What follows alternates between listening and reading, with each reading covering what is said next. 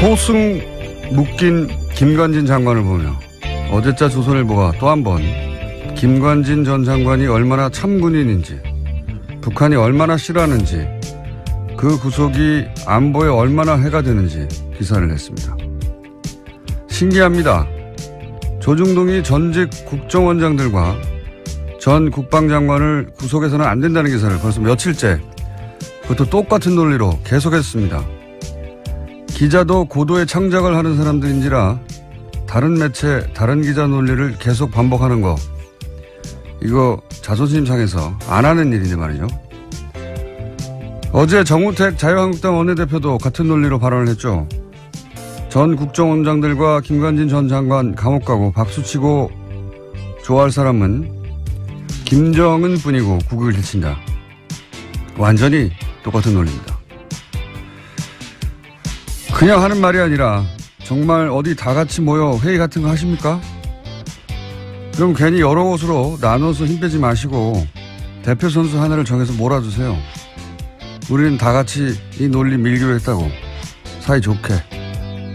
김원준 생각하겠습니다.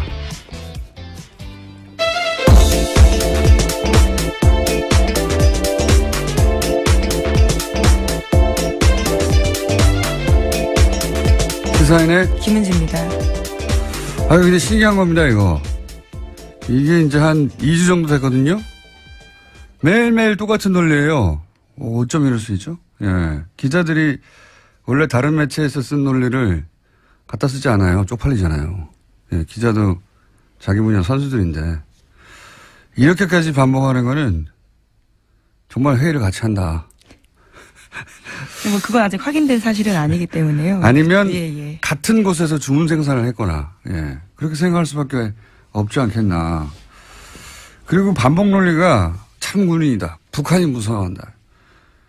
이런 건데, 이게 우리 사회의 여론 지형을 수십 년간 손에 쥐고 있었던 이 막강한 조중동인데, 이렇게밖에 못하나 좀 짠하기도 해요, 저는. 예.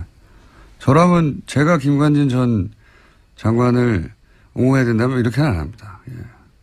옹호 안 하실 거잖아요. 해야 한다면. 예. 어떻게 할지는 뭐 영업 비밀이고요. 어쨌든 누가 개발한 논리인지 이거는 적어도 20년 정도는 시대에 뒤떨어진 감각이에요. 예. 아, 김정은이 무서워한데, 와, 정말 그렇게 훌륭한 군인 감옥에 가, 안 돼, 큰일 나. 그걸 읽고 누가 그렇게 생각합니까? 와. 요즘 시대에 그런 기사를 읽고 그렇게 생각할 거라고 진짜 생각하며 그런 기사를 낸 거라면 정말 큰일 난 거는 김관진이 아니라 조중동이에요. 네. 큰일 났어요. 자, 첫 번째 뉴스는 뭡니까? 네, 법원의 판단도 그와 다릅니다. 구속영장이 청구된 박근혜 정부 국정원장 3명의 운명이 엇갈렸는데요. 어제 법원은 남재준 이병기 전 원장에 대해서는 구속영장을 발부했습니다. 범행을 의심할 상당한 이유가 있고 중요 부분에 관한 증거인멸의 염려가 있어 구속의 사유와 필요성이 인정된다라는 겁니다. 하지만 이병호 전 원장의 구속영장은 기각됐는데요. 주거와 가족, 수사진척 정도 및 증거관계 등을 종합하면 피의자에게 도망과 증거인멸의 염려가 있다고 보기 어렵다라고 했습니다. 좀 약간 신기해요. 예.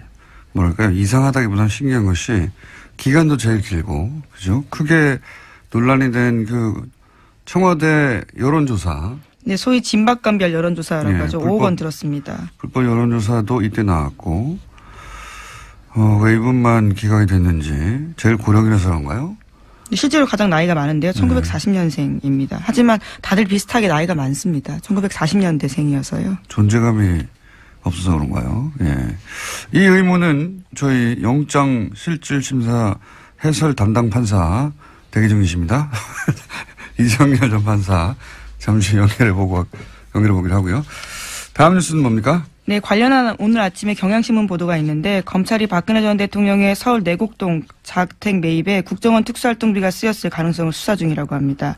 현재 수사팀은 박근혜 전 대통령 내곡동 자택 거래에 관여한 인사를 참고인 조사했습니다. 아, 그것도 조사 중이군요. 예. 이건 뭐 조사 중이고, 많은 사람이 의혹을 가졌던 뭐 의상비라든가 시술비라든가 뭐 미용비, 주사 비용, 만약 이런 데 쓰인 게 정말 드러나면, 이건 뭐랄까요. 보수가 이미, 땅바닥까지 가라앉았는데 이게 지하로 들어갈 사안인데. 그렇죠. 국가 안보와 관련되어 있는 활동비였는데요. 그걸 사사롭게 사용했다. 간첩 잡으라는 돈으로 머리를 올린 거잖아요. 예. 네, 이미 검찰에선 사적으로 사용했다라는 부분들은 밝혔습니다. 구체적 용처를 밝히지 않았을 뿐인데요. 검찰은 뭔가 잡고 있는 건데, 아마 이제 그것도 곧 드러나겠죠. 자, 다음 뉴스는 뭡니까? 네, 뿐만 아니라 관련된 이야기가 또 있습니다. 자유한국당 최경환 의원이 박근혜 정부 국정원의 특수활동비 1억 원을 받은 정황이 나왔습니다. 이것은 당사자의 증언들이 있는 건데요. 이현수 전 국정원 기조실장이 진술한 바입니다. 또 구체적인 증빙 자료도 냈다라고 하는데 검찰은 이런 정황을 토대로 해서 이병기 당시 국정원장에게도 이 사실을 확인했습니다. 이 전 원장 역시 특수활동비에서 1억 원을 전달해야 한다는 요청을 받고 이를 승인했다라고 진술했다고 하는데요. 당시에 최경환 의원은 경제부총리 겸 기획재정부 장관을 맡고 있었습니다. 그렇군요. 최경환 의원은 그런 적 없다고 부인하고 있고요. 예, 심지어 CBS 보도를 보면요. 사실이라면 동대구역에서 할복자살하겠다라는 이야기까지 했다고 합니다. 그런 얘기 잘 합니다, 원래. 그래놓고 할복한 사람 하나도 없어요. 권영애 전 국정원장, 안기부장. 안기부 시절에. 그렇죠. 그분이 20여 년 전에 할복이라고 언론에는 보도했지만, 연필 깎는 칼로 살짝, 표피만 긁은 적이 있습니다. 그걸 할복한 분은 아무도 없고요. 어쨌든 부인하고 있는 상황이고요. 근데 이제, 계좌 추적이 필요 없다고 하니까, 물증은 확실한 것 같습니다만, 당사자는 부인하고 있습니다. 다음 뉴스는요? 네, 또 다스와 관련된 보도도 있습니다. 어제 JTBC가 한 내용인데요. 다스의 비자금과 관련해서 이명박 전 대통령이 개입한 정황이 구체적으로 나왔습니다. 2008년 초에 당선인 신분이었던 이명박 전 대통령이 손수, 비자금 수습 문제를 지시했다라는 건데요. 관계자의 증언이 나온 겁니다. 관련해서 회의를 같이 한 인사인데요. 이명박 당시 대통령 당선인이 친형 이상은 다스 회장의 아들 이동현 씨와 다스 간부 A씨를 만났다라고 합니다. 이 자리에서 특검팀에서 찾는 비자금 얘기가 나왔다라고 A씨가 증언을 한 건데요. 이명박 전 대통령이 야 그럼 네가 가서 좀 해봐 잘해봐 이런 식으로 지시했다라고 합니다. 관련해서 이제 특검이 그 비자금을 덮으라고 얘기했다 이 보도도 나왔죠. 네, 그 A씨 연속한 증언인데요. 다스 계좌로 입금하고 확인서를 제출하라고 특검에서 120억 원과 관련돼서 이야기했다라는 말을 들었다라는 겁니다. 하지만 당시에 특검팀에서는요. 그 비자금이 누구의 것인지 더 이상 추적하지 않고 수사 결과 발표에도 일체 포함시키지 않았다라고 합니다. 이거 굉장히 중요한 뉴스입니다. JTBC가 또 한 걸음이 아니라 한 두세 걸음 정도 나간 보도라고 보는데 물론 그 시작은 뉴스공장입니다. 시사인도 함께했습니다. 네, 밝혀놓고 이게 굉장히 중요한 의미가 있는 것이 비자금을 찾았다 특검이 당시에 하는 보도는 이미 오래전에 나왔죠. 근데 이제 그 비자금 처리 방식을 특검이 제시했고 돌려놓으라 이거죠. 그걸 찾았는데 왜 돌려놓습니까? 그 정도 금액이면 모조리 다 구속해야 되는 사안이거든요. 액수가 커서. 그랬는데 그 돌려놓으라고 특검은 제시했고 그 돌려놓기 위한 작업은 이명박 전 대통령이 지시했다. 일타상피 전문용어로. 비자금 주인이 다수인이죠. 비자금 주인이 이명박 전 대통령의 가능성이 매우 높아진 거고 그리고 그 비자금을 숨기는 범죄에 특검이 연루됐다. 이렇게 되면 당시 정호영 특검 핵심 인사들은 처벌될 가능성 또한 높아졌죠. 네, 그때 꼬리곰탕 한 그릇 먹고 수사를 끝낸 바가 있는데요. 이명박 전 대통령에 대해서는요. 당시 한창 바쁜 당선인 시절이었는데도 불구하고 비자금 이야기를 직접 챙겼다라는 겁니다. 이거 왜 자기가 주식도 없는데 그걸 챙깁니까? 말도 안 되고요. 그리고 다스의 소유주는 이상은 회장 이라고 하는데 이동영 씨는 그 아들이란 말이죠. 회장 아들이에요. 소유주의 아들. 아들이 그때까지는 다스에 일을 안 했거든요. 안 했어요. 전혀. 그러다가 주식이 하나도 없는 이제 이명박 전 대통령이 다스에 가서 일하라고 그때 얘기를 한 겁니다. 그때부터 일을 한 것이고, 이게 말이 안 되는 게 말이죠. 이 재벌들의 재산 분쟁은 더 살벌해요. 무슨 롯데 왕자인 아이나 예전 현대 왕자인 아이나 삼성 이건희 회장하고 이맹희 회장하고 싸운 거 보세요. 부모 자식도 없어요. 싸울 때. 그런데 뭐 친절하게 이렇게 주식이 하나도 없는데 그 회사에 가서 일하라는 말을 주식이 없는 사람이 왜 말을 합니까? 예. 그리고 가서 하라고 했던 일이 비자금 좀 처리하라고. 정황은 이제 차고 넘치고, 제가 보기에는 다스는 누구 겁니까?에 대한 답. 빙산의 한 절반 정도는 수면 위로 올라와 있다, 쑥. 예. 절반 이상이라고 보긴 하는데, 여기서 이제 한 가지, 우리끼리의 쟁점은, 이게 사실 주진우 기자가 2달 전에 뉴스공장에서 처음 공개했던 그 문건에 나온 계좌거든요. 근데 주진우 기자는 이 문건이 특검이 무모한 120억이 아니다. 라고 본인은 생각하고 있고, JTBC는 특검 비자금이다, 그게.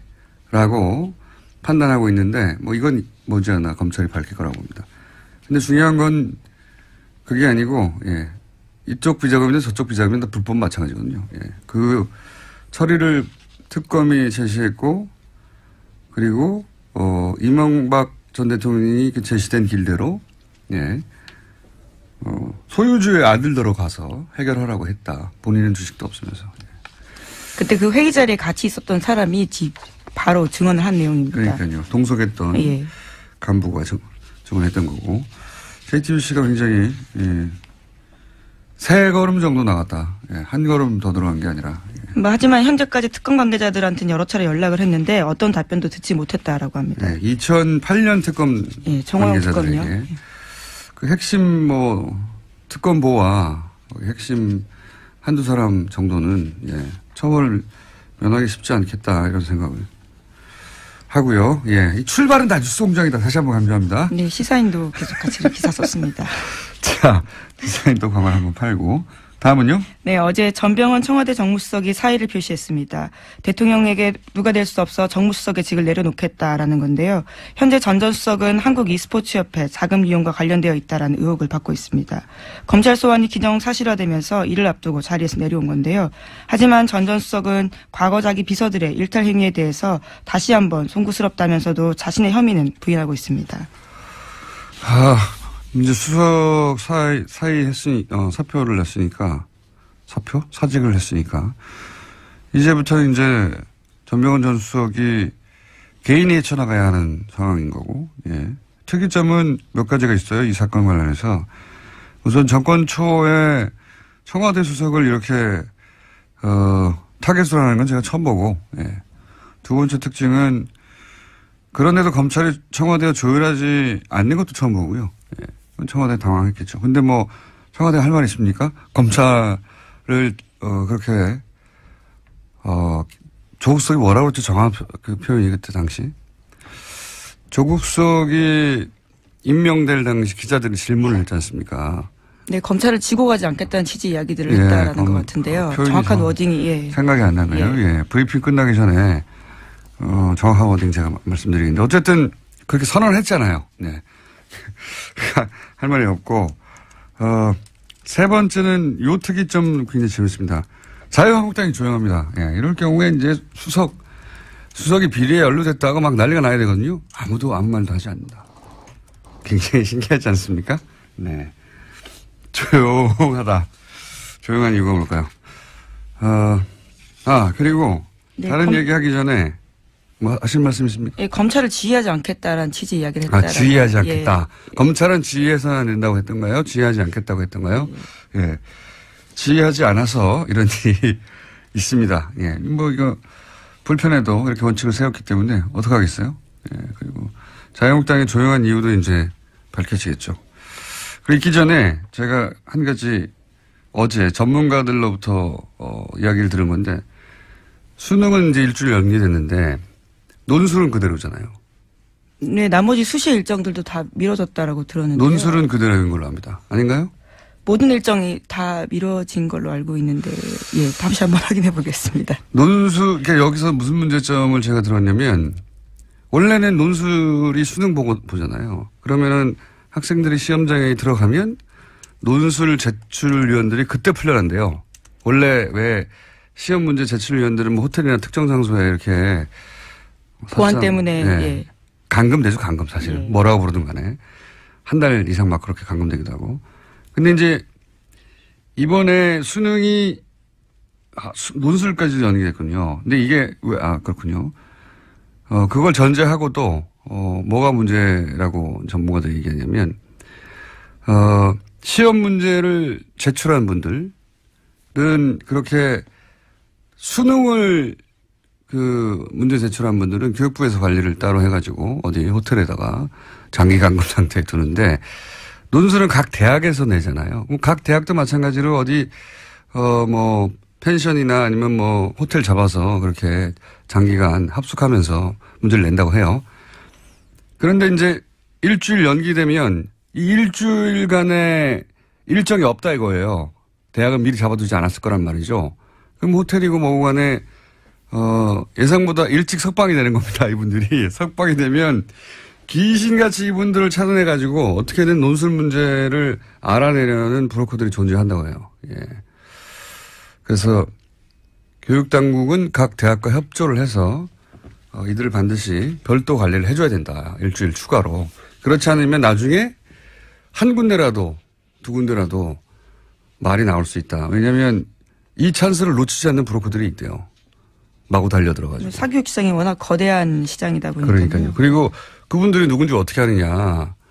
그분들을 아는 게 일반인들은 어렵지만 알려고 하면 알 수 있다는 거예요. 왜냐하면 한 달 이상 강연을 안 했을 거 아닙니까? 강의를. 대타를 띄거나 누군가 대신 그 교수님들이 들어가서. 그래서 알아내려고 하면 알아낼 수가 있고 그래서 그분들 동선을 이렇게 뒤져가지고 결국 찾아낼 수 있다. 그것이 업인 사람들은. 그러면 그 사람들한테 일주일 동안 접근할 기회가 생긴다는 거죠. 브로커들이. 교육당국이 이 점을 꼭 유념하고 각 대학과 협조해서 이분들을 다시 감금시켜야 된다. 꼭 걱정하는 전문가들이 있었다는 사실. 예. 꼭 얘기해달라고 해서 제가 짚어둡니다. 네.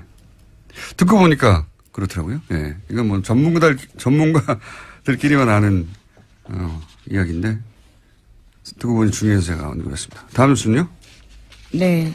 시간이 얼마 없는 것 같은데 그냥 원래대로 쭉 갈까요? 국민의당 안철수 대표가 어제 합리적 진보와 개혁적 보수 중심의 빅텐트론을 언급했습니다. 바른정당과의 연대 통합의 의지를 다시 한번 내비친 건데요. 어제 덕성여대에서 한 강의에 앞서서 이와 같은 강연문을 냈습니다. 재밌는 워딩이 다시 나왔네요. 빅텐트. 요거 잠시 언급할 조시한 내용인데.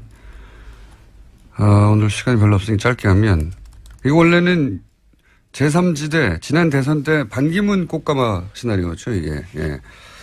근데 이제 이렇게 되면서 국민의당 호남계 반발이 커지고 있다 이런 보도가 있는데 이건 안철수 대표가 한편으로는 바라는 바입니다. 왜냐하면 호남 정당 이미지로 다음 대권 어렵다고 보고 반발하는 호남계는 나갈 테면 나가라 이런 게 깔려 있고요. 게다가 반발해서 나갈 사람도 많지도 않고 그다지. 예, 안 대표의 생각을 추정해보자면 제가 또 그 과정에서 어느 정도 탈호남도 된다. 그리고 바른정당 반토막 난 것도 반가운 일이에요. 안 대표 입장에서 보자면. 왜냐하면 유승민 대표계가 새가 작아지니까 먹힐 일도 없고 보수에게 먹힌다 소리 하면 아니다. 보수가 투항한 거다. 이런 소리 할 수도 있고. 그러면서 또 영호남 화합, 중도 보수 그리고 나중에는 자유한국당에서 이제 차기 대권 주자가 약하다. 그러면 이탈자 기합해서 등치를 키우고 차기를 노리자. 이런 구상인 거죠. 예. 유승민 대표의 구상도 이제 얘기할 거리가 있고 또 홍준표 대표의 구상도 얘기할 거리가 있는데 그건 오늘 시간이 좀 부족하니까 다음 시간에 얘기하죠. 하여튼 그런 구상인 것 같습니다. 그 구상대로 되겠느냐 하는 거는 별개의 얘기인데 구상은 그런 것 같습니다. 그런 뉴스고요. 끝내야 하니까. 예, 세월호 관련된 소식만 좀 전해드리겠습니다. 네. 세월호 미수습자 가족들이 어제 목포신항에서 기자회견을 열고요. 3년 7개월 만에 세월호 곁을 떠나겠다라고 밝혔습니다. 이로써 단원고 학생 남현철, 방영인 군, 교사 양승진 선생님, 그리고 일반인 승객 권재근, 권혁규 부자가 장례를 치르게 됐습니다. 이게 첫 번째 챕터가 이제 겨우 끝이 난 거죠. 구조, 군안, 수습. 이게 이제 끝난 겁니다. 사실은. 그럼에도 불구하고 5명 미수습자는 영원히 돌아가지 않게 된 거고. 두 번째 챕터는 2기 특조위가 열렸죠. 예. 그때, 의문, 의혹, 책임자, 아무리 오래 걸려도 철저히 조사해서 밝혀내야 하겠죠. 2기 특조위 국면이 되면 뉴스공장도 함께, 그동안 밝혀지지 않은 것들이 뭐가 있는지 함께 가겠습니다. 네. 여기까지 하고요. 시사인의 김은지였습니다. 감사합니다. 그래서, 네. 영장 해설 담당 이정열 전 판사님 연결되어 있습니다. 판사님? 네, 안녕하십니까. 요즘 어디 계시죠? 요즘 그 구로 디지털 단지역에 그 3번 출구로 나오시면, 예, 거기에 저희 법무법인 동안이라고 저희 회사가 있습니다. 네. 거기에서 근무하고 있습니다. 네, 거기서 이제 보통은 변호사라고 근무하실 줄 아는데 사무장으로 계십니다. 좋습니다. 네. 네, 판사님인데 변호사가 되지 못하셨죠. 왜냐하면 이명박 전 대통령 시절에 이명박 전 대통령을 조롱하는 트윗을 리트윗했다가 본인이 쓴 게 아닌데 악연이 있습니다. 이명박 전 대통령과. 예, 뭐 주의 깊게 보고 있습니다. 네. 주의 깊게. 자, 엘리트만 한다고 하는 영장 판사를 직접 하신 경력이 있는 전 판사님 이병호 전 국정원장만 기각이 됐는데 왜 이렇게 된 건가요? 일단 그냥 표면적으로 보자면 이런 경우에 보통 그 영장 전담 판사들이나 뭐 본안 사건도 마찬가지인데 본 재판도 마찬가지인데 여러 명의 피고인이 있거나 피의자가 있으면 그 사람들 사이에 비교를 하는 습성들이 있어요. 아하. 그러니까 이제 누가 더 중하고 누가 더 가볍고 원래 이게 만약에 한 사람만 했으면 그 사람만 놓고 할 텐데 상대적으로 이제 비교를 하는 그런 습성들이 있고 아마 그거는 검찰도 마찬가지일 겁니다. 그러니까 그렇군요. 그러니까 국정원장들이 서로 가족도 아닌데. 예, 그렇죠. 뭐 혐의들이 비슷하고 하니까 엄밀하게 말하면 이들은 공범은 아니에요. 그러니까 혐의 내용이 비슷하기는 한데 각각 재직 기간이 다르기 때문에 각각 똑같은 범죄를 저지른 거 아닙니까? 거의 비슷한? 예, 그렇긴 한데 서로 간에 공모를 하는 거는 뭐 인수인계는 했을지언정 재직 기간이 다르니까 범죄 사실 자체에서는 공모 관계가 성립되지는 않을 거예요. 근데 이제 검찰도 그렇지만 이런 경우에 그러면은 실제 돈을 전달한 사람이라든가 뭐 밑에 국정원장 바로 밑에 급들이 있지 않습니까? 이 사람들에 대해서는 영장이 청구가 안 된 거는 검찰에서도 이제 비교를 하는 거죠. 누가 더 중하냐. 예, 그러니까 이제 이런 판사 앞에 왔을 때는 이 세 사람만 왔으니까 이 세 사람 사이에서 또 비교를 했을 가능성이 상당히 높습니다. 그 세 사람 사이에서 이제 비교를 했는데 한 사람 정도는 기각되지 않겠냐라고 하는 그런 생각을 했을 것 같아요. 그게 이제 영장 판사를 직접 해보신 경험상 그럴 개연성이 높다는 거고, 그리고 실제 구체적으로 내용으로 들어가서도 그렇게 기각에 영향을 미칠 만한 어떤 점이 있나요? 일단은 일단 세 사람을 일단 비교를 했을 가능성이 있다고 하니까 그런 차원에서 말씀드리자면 가장 큰 차이는 지금 이병호 전 원장 같은 경우에는 일종의 자백을 했죠. 박근혜 전 대통령이 시켰다, 요구를 했다. 근데 다른 사람들은 이제 뭐 돈 준 사실은 인정은 하지만 그런 공모관계에 대해서는 부인을 했고, 그러니까 그런 점에 있어서는 차별성이 있기는 있다고 보여요. 그리고 이제 그런 부분이 나타난 게 영장 기각 사유를 보면은 이제 수사 진척 정도와 증거 관계들을 종합하면 뭐 이렇게 해서 나왔는데 수사 진척 정도와 증거 관계라는 게 이제 바로 자백이 돼 있고 그래서 그 부분에 대해서 수사가 좀 더 됐다라고 하는 그런 표현으로 읽히기는 해요. 만약에 해설하신 대로 그런 이유라면 영장을 재청구하면 재청구해도 영장이 발부될 가능성이 낮네요. 그런 이유면? 발부될 가능성이요? 예. 아니요, 저는 좀 견해가 다른데요. 그 부분에 대해서는. 그러니까 일단은 자백을 했으니까 더 수사를 해서 받아낼 거는 이제 이 사람한테서는 없고, 그러니까 부인을 했으면 다른 증거를 대면서 추궁을 할 텐데, 자백을 했으니까 결국 공범 관계에 있는 박근혜 전 대통령만 조사하면 되지 특별히 더 조사할 필요가 있어 보이지는 않아요. 그러니까 뭐 보강할 부분이 사실 이병호 전 원장 같은 경우 그렇게 많지 않은데다가 근데 이 사건에서 지금 가장 큰 문제는요.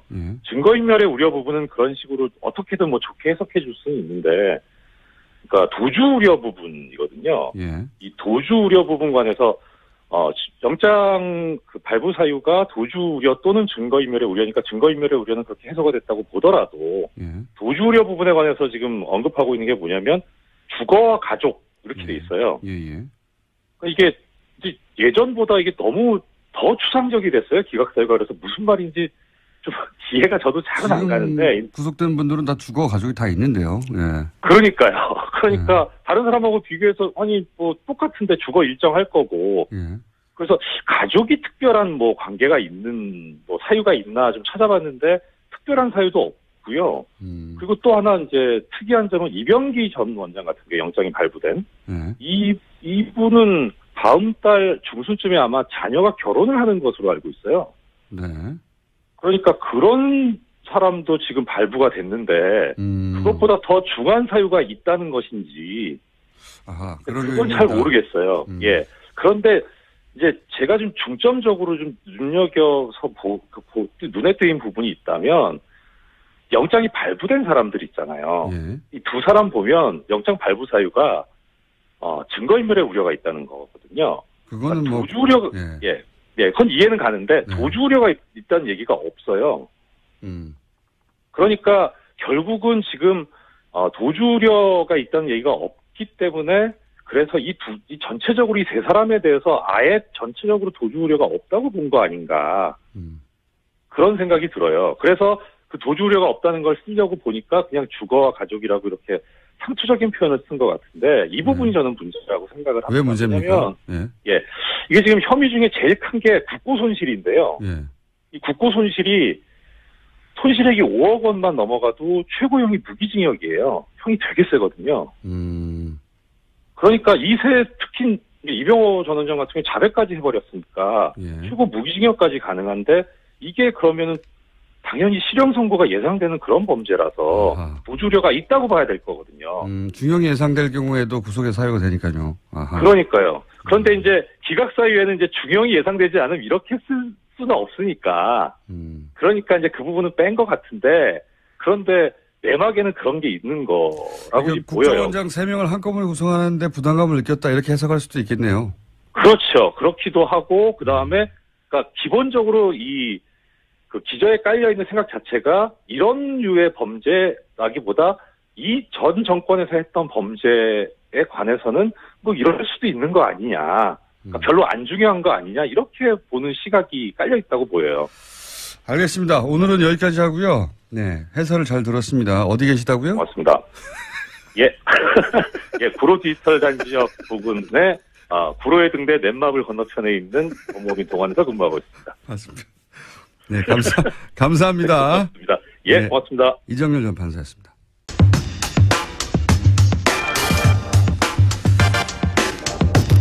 지난 6월 공기업 마사회도 정유라를 지원하려고 했다 하는 녹취록을 저희가 민주당 김현권 의원과 함께 공개한 적이 있습니다.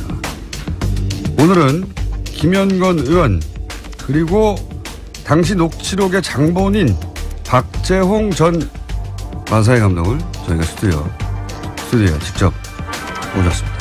박 감독님은 마사회 감독 그리고 국가대표 셨고 국가대표 감독도 하셨고 무엇보다 중요한 것은 정유라를 독일에 가서 직접 코치하는 과정에서 문제가 아주 많다는 걸 깨닫고 귀국했던 장본인입니다.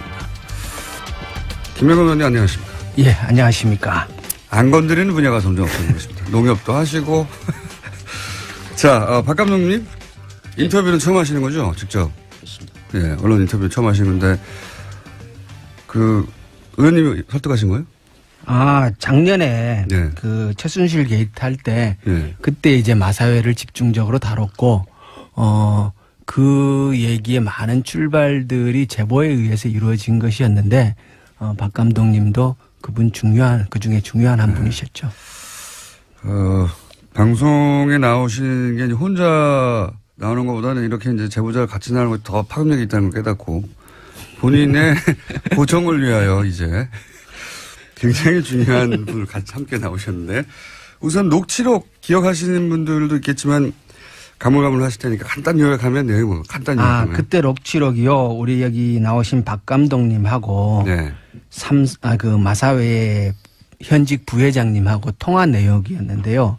그러니까 박 감독님이 들어오셔갖고 해고가 되잖아요. 네, 독일에서 한국으로 들어온다면 해고가 되죠. 해고가 되는데 그 해고되는 경위에 대한 일종의 항의가 있었는데 그 통화 과정에서 중요한 건 뭐냐면 그때까지만 해도 중장기 로드맵에 의한 정유라의 승마 지원에 관한 서류상의 문서만 있었어요. 그리고 그 문서 내에 돈을 얼마를 지원한다라는 계획이 있었는데 그 녹취록에서 실제로 그 돈을 지원하기 위한 협의가 오고 갔었다는 것. 그러니까 공기업인 마사회도 정유라를 지원하려고 했다. 승마협회뿐만 아니라. 그렇죠.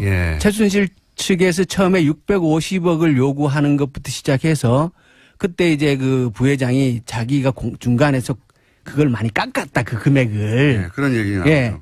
그래서 그게 이제 처음으로 그 녹취록에서 드러나게 되는 거죠. 이게 왜 중요하냐면 그동안은 이제 삼성 이 회장사였던 승마협회를 통한 정유라 지원만 거론됐는데 그게 아니고 공기업 마사회도 600억대 처음에는 그렇죠. 정유라 지원을 계획하고 있다가 문제가 생겨서 중간에 발을 뺐을 뿐이다. 근데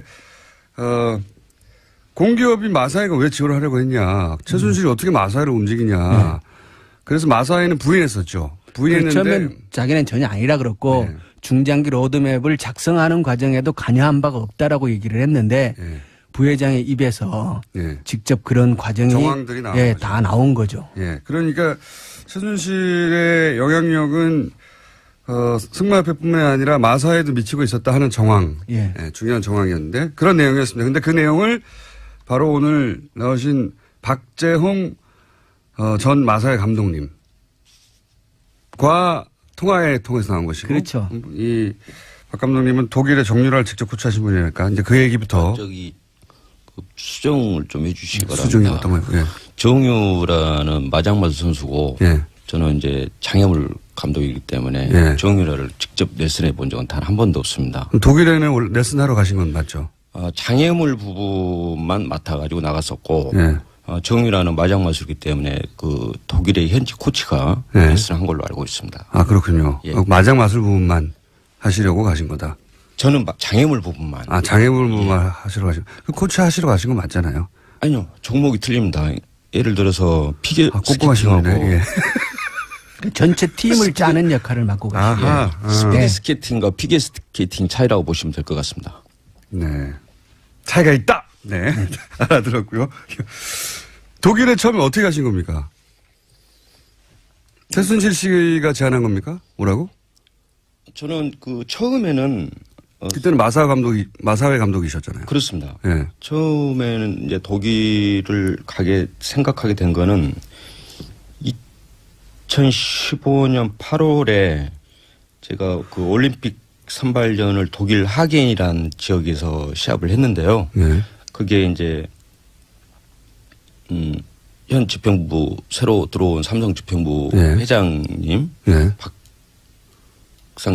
박상진 회장님하고 황성수 부회장 그다음에 박원호 전 전무이사를 해가지고 그쪽으로 왔었어요. 그다음에 그때 현 전무이사인 김종찬 전무이사도 왔었고요. 굉장히 꼼꼼하신 분이군요. 날짜와 이름과 다 등장하고. 막 특검에서 하도 이거를 이야기를 하다 보니 조금 제가 숫자에 좀 둔한데 좀 다 외우셨군요. 납니다. 가지고 저는 이제 그 격려차 올림픽 선발전이 그러니까 보통 그런 경우가 많이 있으니까. 삼성 회장단이 그러니까 승마협회 그 간부들이 내가 올림픽에 나가는 걸 응원하러 왔구나 이렇게 생각하셨어요. 당연히 그렇게 생각을. 당연히 그렇겠죠. 그날 저녁에 이제 그 회장, 부회장 전체적으로 이제 같이 회식을 했는데요. 그 자리에서 혼자 고생 많이 했다.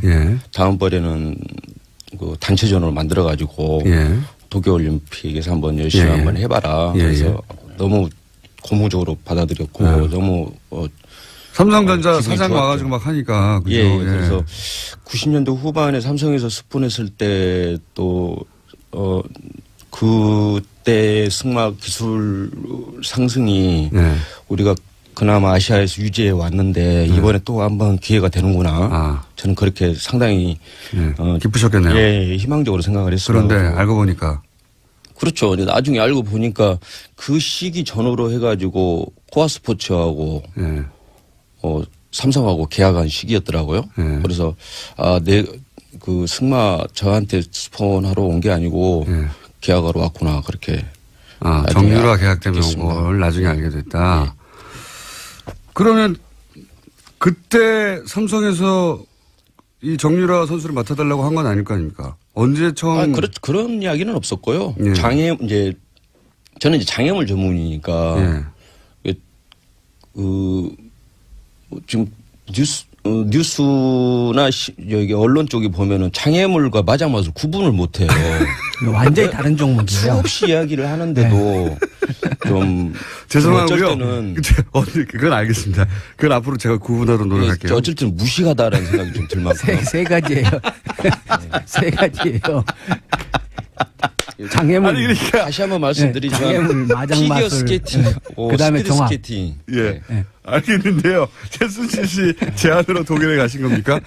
이 질문 아직 답을 못 들어가지고. 예, 그래서 이제 저는 상당히 좋은 쪽으로 생각을 했고 네. 한번 기회가 더 되는구나. 승마계가 이로 인해서 한 번 더 상승할 수 있는 기회라고 생각을 했고. 박 감독님, 제가 때 얘기를 해주세요. 네, 예, 박 감독님 그리고 그 말씀드렸다 보니까 앞으로 한 4번 정도 더 출연하셔야 될 것 같아요. 아니요, 저 오늘만 하겠습니다. 저는 생각보다 바빠요.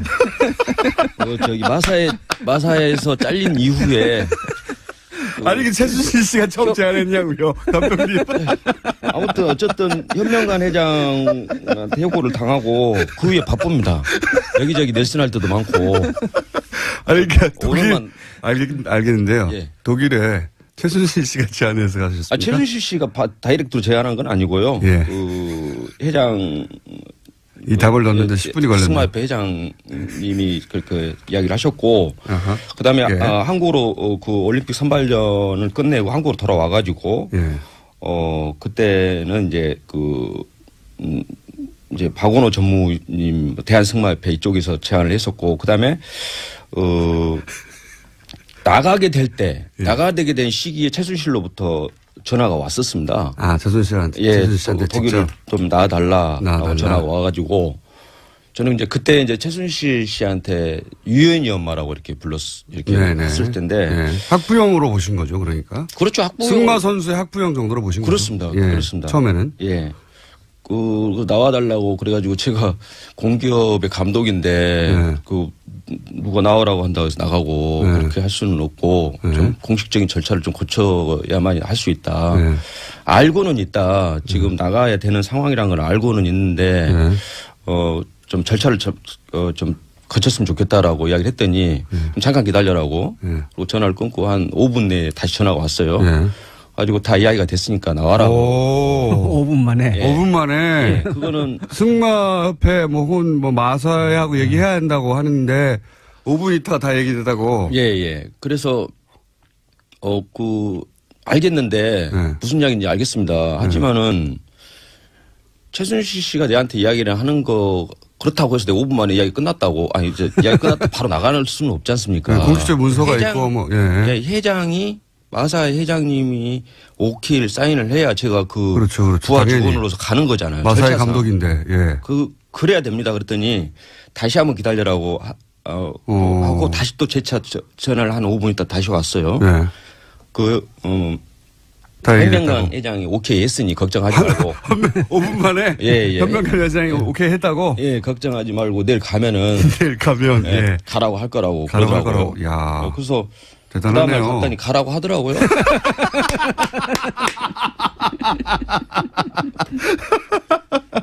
그래서 저는 그리고 이제 나갔고요. 예.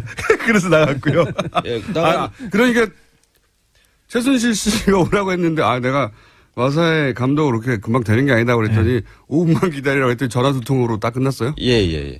대단하네요. 그 전에 이제 서류적으로는 대한승마협회하고 마사회하고는 왔다 갔다 했습니다. 공문으로. 네. 나를 파견해달라. 감독님 5분밖에 안 남았어요. 이 얘기 정말. 이 얘기 5분밖에 안 남았습니까?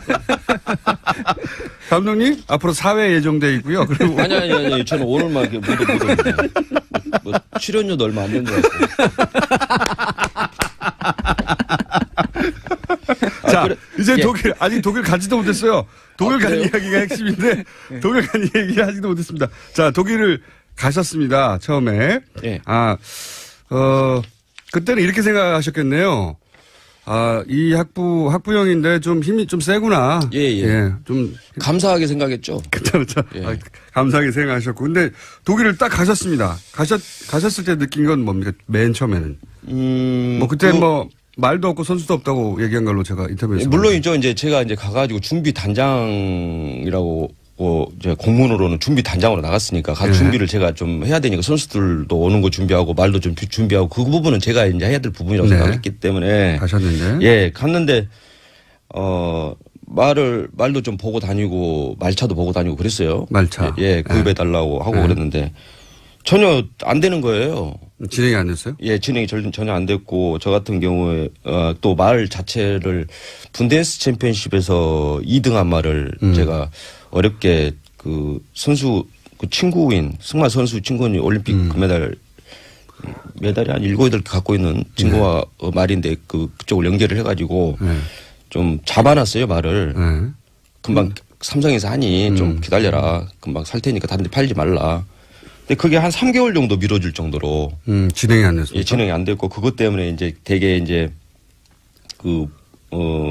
최순실하고도 직접 통화를 했었고 박원호 씨하고도 이제 중간 역할이 이제 박원호 씨다 보니 박원호 선배님하고도 이제 되게 서로 서운할 만큼 그다음에 좀 다투기도 많이 하고. 승마협회 전무. 예. 전무죠. 전 전무. 예.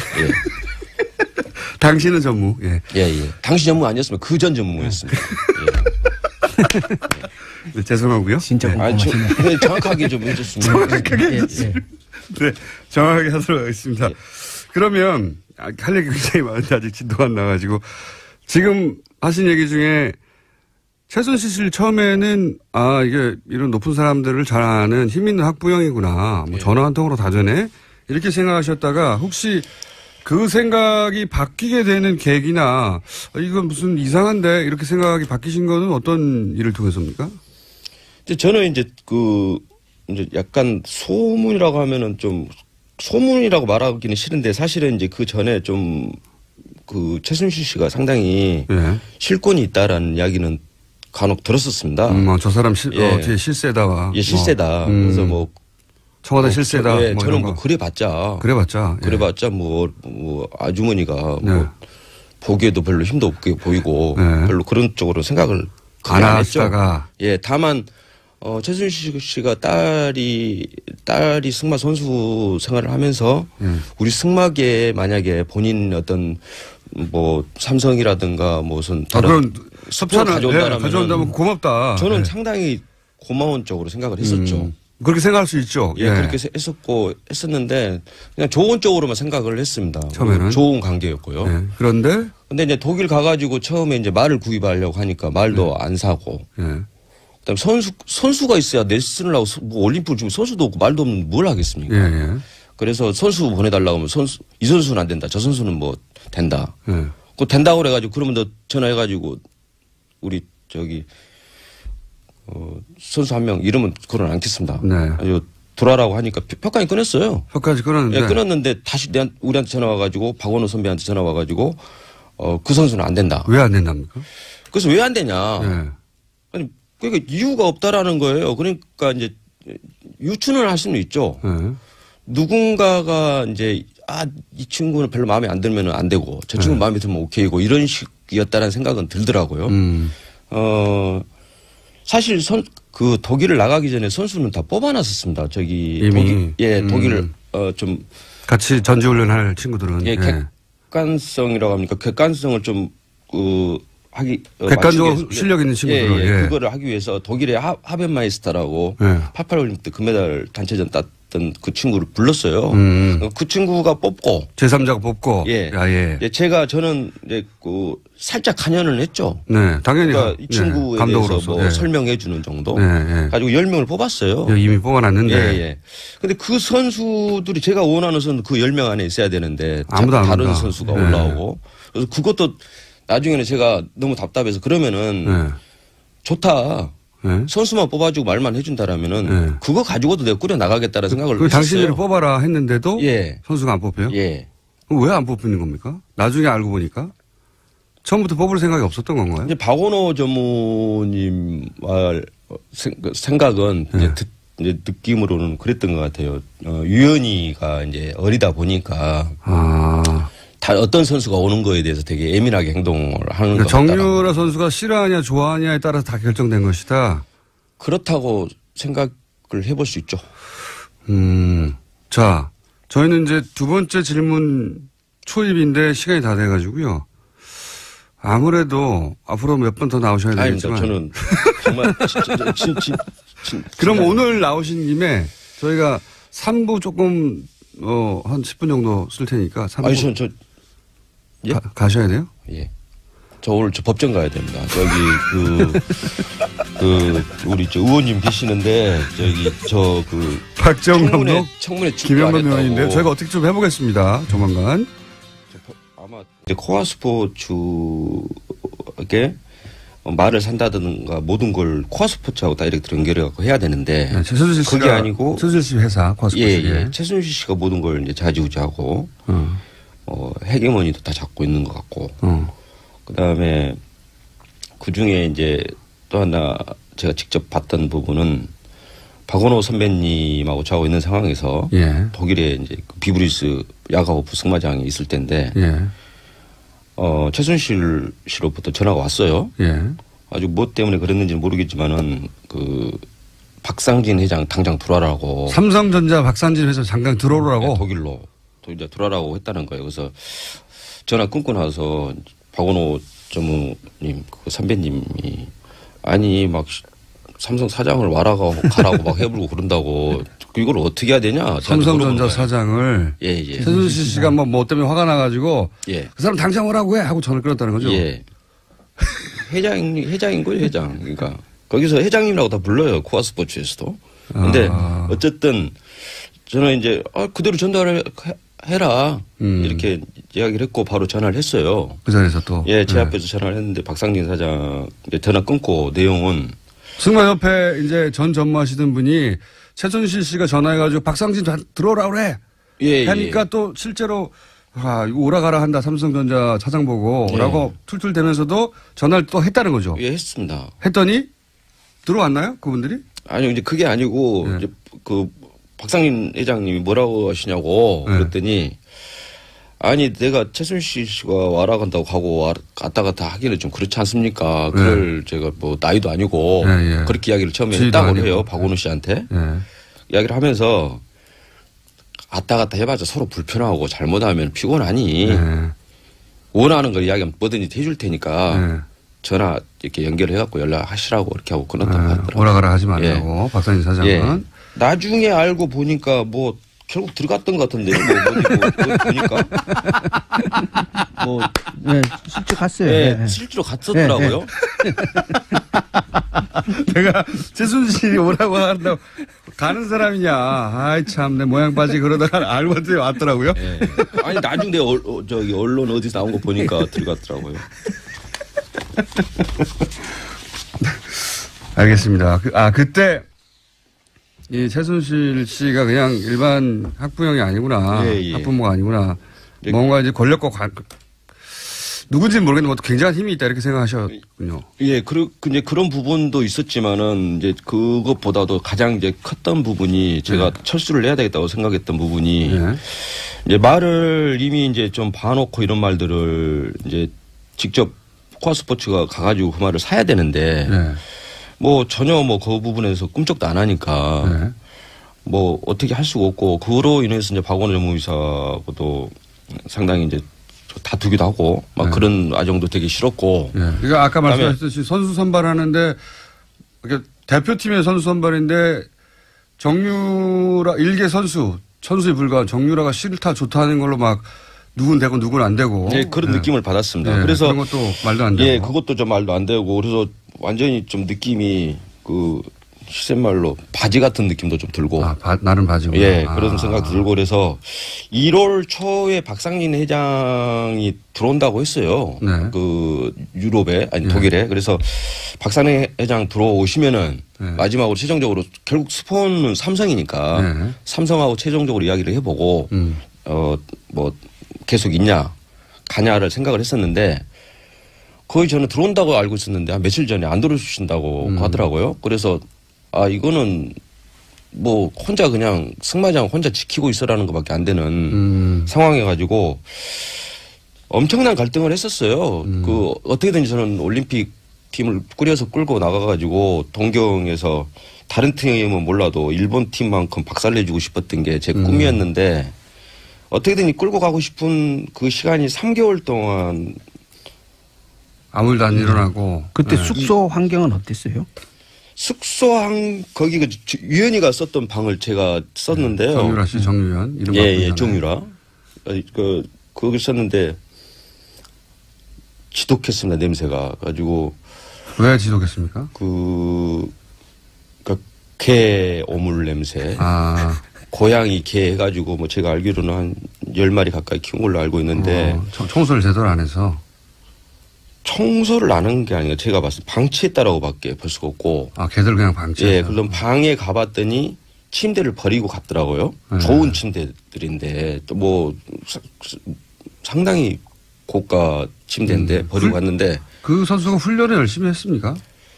제가 이제 그 승마장에서 훈련하는 거를 제가 한두 번 보긴 했습니다. 제가 가기 전에 정식으로 이제 그 단장으로 가기 전에 그 전에 올림픽 선발전 할 때 저 한 두세 번 거기를 갔거든요. 훈련하는 걸 한두 번 보긴 봤습니다. 그래서 내가 유연히 유라한테 직접 이야기하기도 하고 최순실한테 직접 이야기도 하고 그랬는데 저렇게 운동을 해가지고 무슨 놈 올림픽을 나간다고 하냐. 아, 운동이 너무 부실하다. 예. 뭐 정말 하루에 8시간은 말을 위에 앉아 있어야 8시간은 해야지 운동 선수가 되는 거지. 저렇게 해가지고는 어림덥다. 라고 이야기도 하고 했어요. 그리고 최순실 씨도 뭐 나쁘게 받아들이고 그런 게 아니고 뭐 좋게 받아들였던 것 같은 훈련을 느낌이. 안 하니까 제대로. 예. 네. 그러면 이런 거는요. 그때 삼성이면 35억인가요? 그런 그 지원금이 나왔는데 그 돈은 어떻게 됐습니까? 저는 그건 모르죠. 그걸 지원금에 대해서 뭐 그런 부분들은. 그게 결국은 이제 대표팀 운영에 쓰이라고 주어진 돈인데. 그러니까 말도 사야 되고 선수를 보내줘야 되는데. 그걸 저희는 아까도 말씀드린 장애물 쪽인데. 전혀 지원이 안 됐습니다. 저희한테는. 전혀 지원이 안 됐고,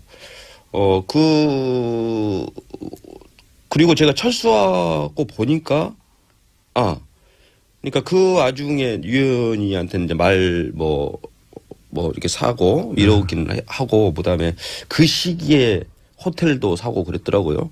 근데 감독님한테 지원을 얻고 다른 데 쓴 걸로 보여줬잖아요. 그 돈인지는 저도 모르겠는데. 예, 어쨌든 그 시기였던 것만큼 확실합니다.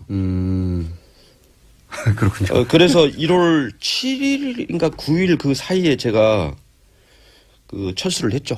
제가 도저히 더 이상 있을 수가 없어가지고. 지원도 제대로 안 되고 선수도 안 뽑아주고. 예. 지금도 짐이 친구네 집에 짐이 지금도 남아있는데 그냥 일단 간단하게 해가지고 철수를 해버렸습니다.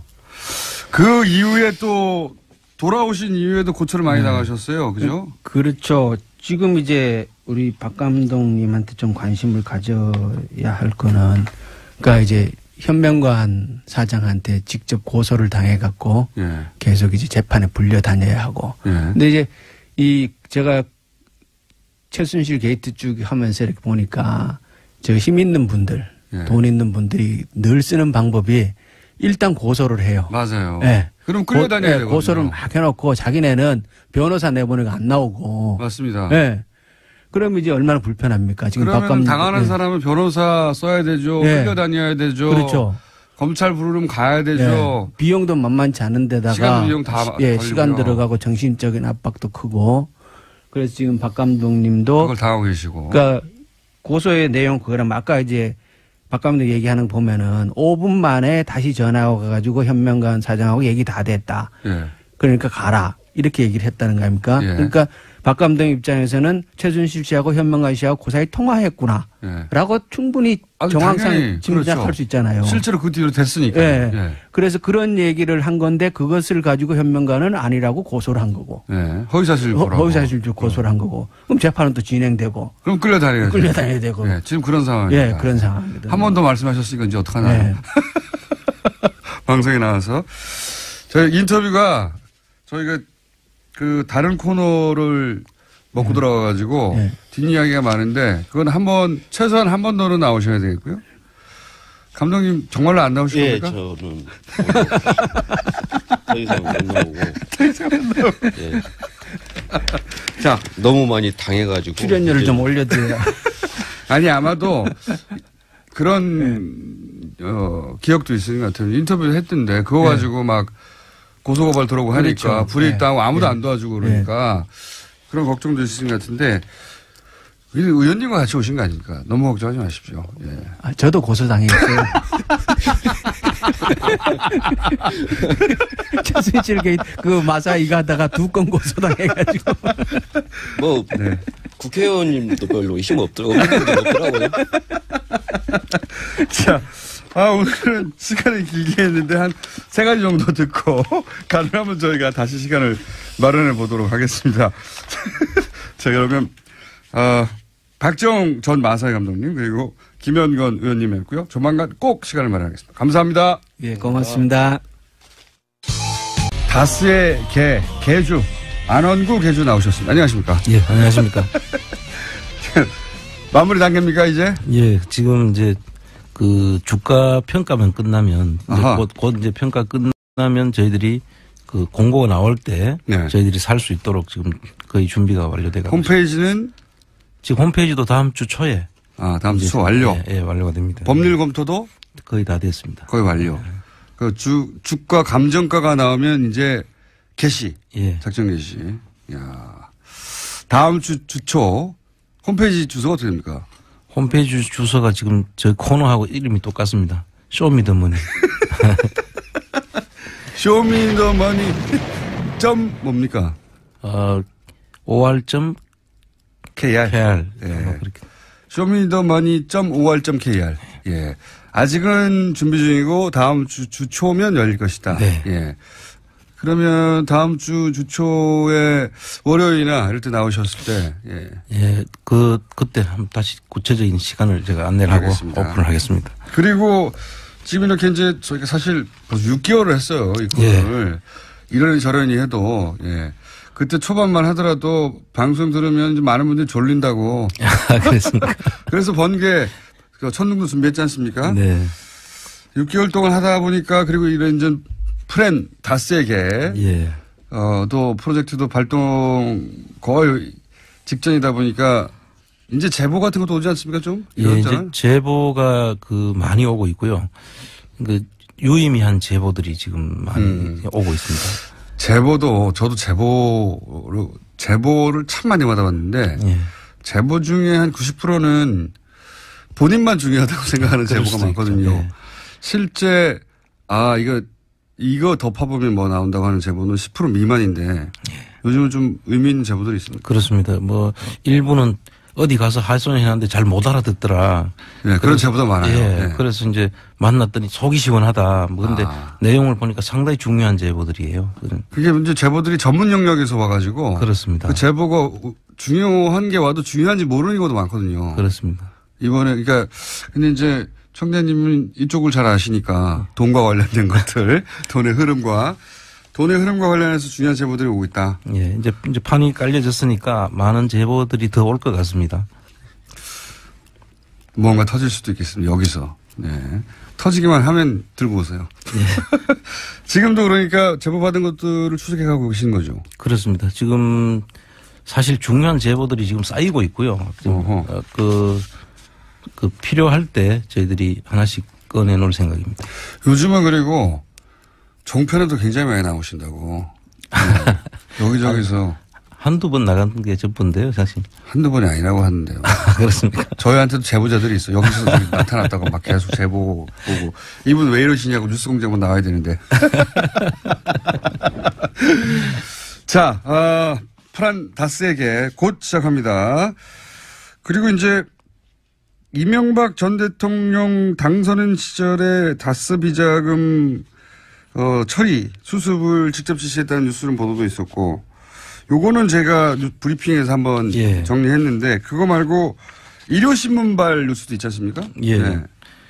이게 일요신문발 뉴스가 이제 다스 협력사. 네. 그러니까 다시 이야기하면 SM을 만들어준. 그러니까 SM이라 하면 그 이시영 씨가 이명박 대통령의 아들이 최초로 직접 소유한 회사. 그렇습니다. 예. 그리고 거기에 일감 몰아주기 하고 인수합병을 통해 가지고 어떻게 재산을 승계하는 거 아닌가 이런 의혹이 있는 회사 SM. 예. 그 SM을 직접 만들어주고 또 SQ를 따서 현대 차에다가 납품을 할 수 있도록 해주고 SQ라는 건 현대차 납품할 수 있는 인증을 받아서 그 인증까지 받아주고 토사구팽당한 그러니까 실컷 이용당하고 버려진.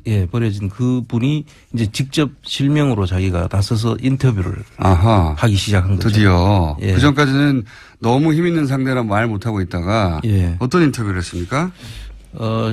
내용이 상당히 좀 심각한 내용들이 많은데요. 그분 입으로 이 다스는 이명박 씨 거라고 이야기를 했더라고요. 그분이? 그 당하면서 보니까 전부 다 내려오는 것이 절차상이나 내용적으로나 전부 다 이명박 씨 것으로 보이는 정황이 너무나 많다. 그러니까 이명박 전 대통령 아들에게 그 회사를 설립하고 SM이라는 회사를 설립하고 그런 일을 도와준 창윤산업이었던가요? 창윤산업.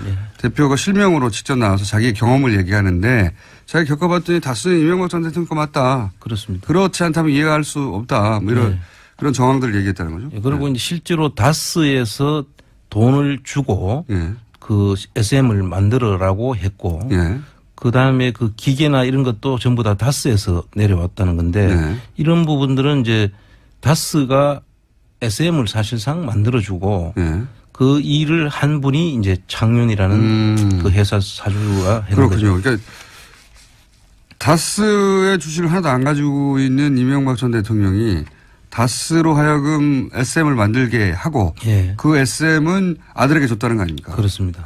그런데 그 바로 일을 해준 당사자가 자기가 그 일을 해주다 보니까 다스는 이명박 대통령 거더라. 그렇죠. 라고 얘기를 한 것이고요. 그런데 그게 또 그 자기 회사를 뺏어갈 때 그 왜 뺏겼냐고 하는 분이 이동형 씨라고 그 이상은 씨 아들이 있지 않습니까? 그분이 그 공장을 뺏겼다고 하니까 이동형 씨가 왜 뺏겼냐고 오히려 버티지. 그분도 지금 아마 이명박 씨한테는 자기 삼촌 되죠. 그분한테 불만이 많겠죠. 그렇죠. 그 주식은 실제 본인의 아버지 이명박 전 대통령 형한테 주식은 있지만 우리가 이제 의혹을 가지기로는 그분은 실소유주가 아닐 수 있다라고 의혹을 가지고 있는데 그 아들이 그거 왜 실컷 만들어주고 이명박 대통령 일가에게 그 회사 뺏겼냐고. 그렇습니다. 불만이 있는 거죠, 속으로는. 상당한 불만이 있는 걸로 보입니다. 사실은 이거는 정말 재무제표상 혹은 주식 등기부등본상 그 회사의 주인은 자기 아버지인데. 그렇죠. 그러면 자기가 마음대로 할 수 있어야 되는데 자기는 아무것도 마음대로 못 한다는 얘기이기도 합니다. 그때 아까 보면 비자금 사건 해결해주고 겨우 그 직장을 얻었던 분이 그렇죠. 아닙니까? 그리고 어쨌든 그때 이 창윤산업 대표는 자기 경험상 다스는 이명박 전 대통령께 맞다. 그렇죠. 그렇게 이야기를 하고 있고. 근데 사실 이 정도쯤 되면 지금 다스와 관련해서는 그 비자금 문제도 지금 밝혀졌죠. 그 자회사의 불법 지원한 문제도 밝혀졌고요. 그리고 하청업체 부당 인수한 그런 다원이라는 회사를 인수하는 과정에 사실 그 회사가 부채가 한 500억이었대요. 그 500억을 250억으로 해결을 하고 그 SM이 인수합병을 하게 된 거죠. 그런데 그 250억 정도가 어디서 나와서 해결이 됐는지 자금원이나 이런 것들은 그 국세청이나 이런 데서 조사를 해야 됩니다. 그렇겠죠, 당연히. 자금 흐름, 이상한 자금 흐름도 있었지 않습니까? SB글로벌로. 거기서 돈이 1250억인가. 말도 안 되는 액수가. 건너갔지 않습니까? 이러한 것들은 당연히 국세청이 나서서 이거 어떤 흐름에 의해서 이 자금들이 흘러갔는지를 조사를 해야 되고요. 그 다음에 지금 아까 창윤 회사 같은 경우는 자기가 그 일을 다 해주고 회사 공장을 만들어주고까지 했는데 그 토사구팽당하고 이 사람은 지금 거지가 돼 있단 말이에요. 제 생각에는 이 회사를 세우면 당신도 그러니까 일을 했겠죠. 그렇죠. 당신도 뭐 지분을 같이 태워준다든가 여러 가지 제안이 있었을 텐데. 이제 2차 납품업체들은 2차 밴드 같은 경우는 납품을 하는 것이 그분들의 생명줄이거든요. 그렇죠. 그런데 생명을 줄로 연장시켜 줄게 잘 우리가 앞으로 거래해 줄게 하고 이제 이런 일들을 시켰었고 네. 다 만들어주고 나니까 끊어버린 거죠. 끊어버린 거죠. 네, 버린 거죠. 이거는 사실 공정거래위원회에서 고소 고발이 없더라도 이게 조사를 해가지고 사실 이게 그 전형적인 하청업체들을 잡아먹는 거잖아요. 공정위는 조사권이 있지 않습니까? 공정위 전속 고발권도 있죠. 네. 조사를 해서 이거는 전속 고발을 해야 된다고 저는 생각합니다. 사실 지금 다스와 관련해서 언론들이 제기하고 있는 의혹이나 실제 밝혀진 부분만 가지고도 국세청이고 지금 말씀하신 공정이고 검찰이고 달려들어서 수사할 수 있어요, 다. 예, 금방 조사하면 금방 나옵니다, 이거는. 네. 오히려 이명박 전 대통령이 전 대통령이라는 이유로 해서 지금 다 지연되고 혹은 못하고 있는 거죠. 잘. 그렇습니다. 본인들은 억울하게 당한다고 주장하는데 거꾸로예요. 네. 일반적인 경우라면 이거 벌써 끝났죠. 끝장났습니다. 예, 끝장났는데 그러니까 당하는 게 아니고 사실은 전 대통령이라는 이유로 계속해서 이런 것들이 지연되고 있는 겁니다. 제대로 그렇습니다. 못하고. 예. 자, 그러면 오늘 시간을 앞에, 승마. 말도 웃기네요. 마사의 전 박정훈 감독님 나오셔가지고 시간을 좀 잡아먹어서 시간이 좀 짧습니다만 요즘 다스 관련 뉴스들이 좀 많이 보도되고 있는데 지금 방금 얘기한 JTBC도 그렇고 이게 이제 안원구 청장님의 소스들이 많아요. 예. 네. 사실 저희들 그동안 계속 다스 이야기를 한 2달 넘게 해왔는데. 네. 주준혜 기자하고 안원구 청장님 했던 얘기들 중에 네. 이제 그게 뿌리를 내리고 가지를 치고 해가지고 이제. 그죠? 예. 그래서 지금 상당히 고마운 게 이제 많은 기자들이 여기에 이제 지금 상당히 몰입이 돼 있고요. 네. 그래서 이분들이 많은 것들을 지금 밝혀내주고 있죠. 맞습니다. 너무 네. 고마운 일이고요. 계속 앞으로도 이제 이런 부분에 대해서 관심이 있는 부분이 있으면 제가 열심히 그 소스를 줄 겁니다. 그러면은 나오신 김에